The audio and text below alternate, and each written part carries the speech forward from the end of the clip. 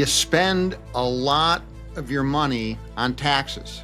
You pay taxes on your income, you pay property taxes, you pay sales taxes. Everybody pays a lot of taxes. And there's a lot of fraud and waste by the government in people taking advantage of government policies. So instead of talking about Epstein as much as they do in the media and other places, instead of talking about inconsequential policies, the American voter needs to get behind politicians that are going to fight the fight against fraud and abuse. We've just heard about billions of dollars in one state alone, Minnesota, taken by fraudsters. Whoever believes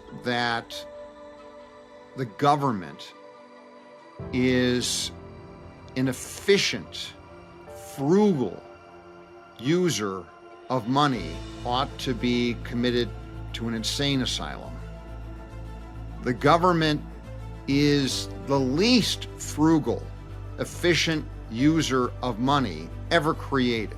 Government workers, generally speaking, are not incentivized or managed to conserve money. There is no profit motive when it comes to the government.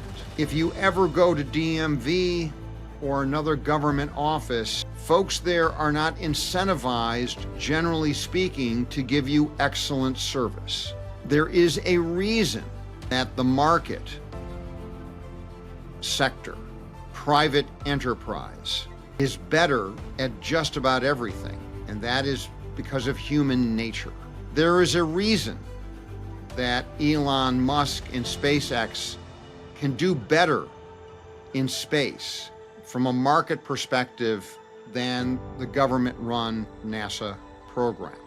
President Trump has demonstrated time and again throughout his career that building is going to be done better by private enterprise than by leaving it to the market sector. I spoke yesterday about Governor Newsom in California spending, I believe, $7 billion on high-speed rail, and apparently not a lick of track has been set down with respect to that project. If you were to pay a private company $7 billion and they wanted to be able to make profit off of that investment, they would find a way to get the job done. What does this tell everybody? What it tells everybody is that if you have candidates for office that don't talk about managing taxpayer money better, that only talk about advancing more and more government programs that give away money or manage the lives of others, run from those candidates. They're generally speaking not going to do anything to advance your life. Now, I have a policy position that I have advanced that is a little bit inconsistent, arguably, conceptually, with what I just said. I have, in fact, advanced a policy of a government-private consortium to build out medical centers across the country that would have limited liability, that would be providing health care on a means basis, meaning that folks would pay what they could afford to pay. But that would be private public in orientation. It would be running off of, at some level, market incentives to do better and to save money. And in fact, the entire system that I'm advancing would have the potential to have multiple facilities in large metropolitan areas. And if they were underperforming in that metropolitan area, they would be shut down.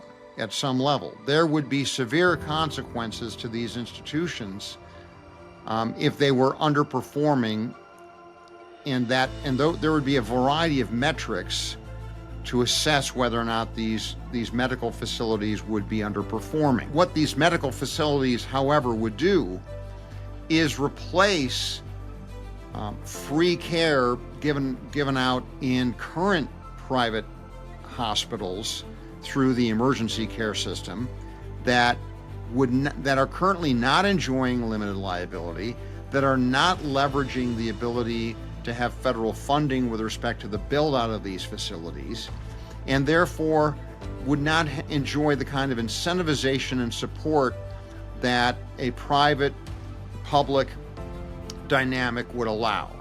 We're already funding effectively free medical care through somewhat private institutions that are also taxing our insurance system by the current system. Therefore, I'm merely replacing bad systems with more effective systems that are more rationalized with respect to both liability issues, funding issues, and drug availability dynamics. Now, I am not of some illusion that these public-private medical facilities aren't going to have some serious challenges and aren't going to require remarkable management in order to win the day. But I certainly think it's better than the system that we have, and we need to be mindful of the fact that even a public-private dynamic is going to have some struggles with respect to the fact that it's not purely a market-driven system that would be capturing the kind of efficiencies and frugality that you find in purely private enterprises. That having been said, there's no reason that we can't create incentive-based systems driven by government intervention in the marketplace to advance good ends. Tax policy is nothing more at some time and at some level than directing incentives on how we manage our market economy. Obviously, the best orientation would be to minimize taxes to the lowest level possible while still supporting public goods. That would afford people to use the money that they have in the manner that they want to use that money, which then creates more employment. All of that having been said, let's look at those candidates that are looking at fraud and attempting to minimize that fraud. Now, President Trump has delegated to Vice President Vance the task of attacking fraud, waste, and abuse. That's a good policy. That's a good highlighting of a position, and it's a good level of focus. We ought to applaud that. We ought to give them space and room to maneuver to create even more results along those lines. It's something that, frankly, the Democrats should be applauding as well. If they did so, they would get a whole lot more votes. Let's stay tuned and see what happens on the fraud front, but let's keep this as a hot button issue going forward.